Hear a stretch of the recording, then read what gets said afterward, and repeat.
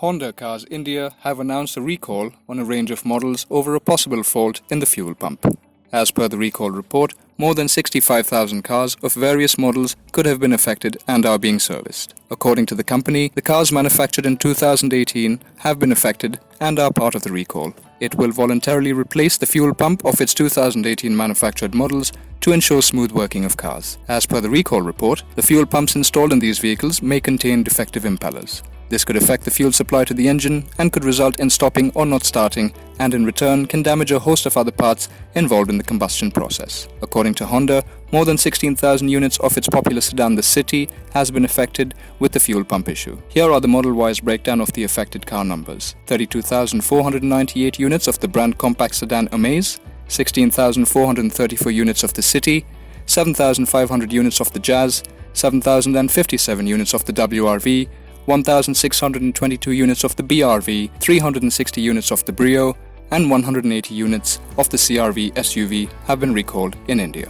The replacement of the faulty fuel pump will be carried out free of cost at the brand's dealerships across India. Recall will be done in a phase-wise manner starting from 20th June 2020, and the owners will be contacted individually by the company. Alternatively, customers can also check whether their cars are covered under this campaign. Honda has activated a new microsite in which customers can visit and check their vehicle for recall. Once a customer visits the site, they will be asked to provide a 17-character alphanumeric VIN vehicle identification number and check if their vehicles are part of the recall. Due to the ongoing COVID-19 pandemic and the need for social distancing, the company has requested customers to visit dealerships with a prior appointment. In addition, the dealerships are also currently functioning with limited staff to ensure safety and adequate distancing being maintained as per the guidelines received from the government authorities. As a result, it's best to check with dealers before visiting them for service. In related news, the company has also announced a new doorstep service to assist owners with a general checkup of their vehicles during the current pandemic.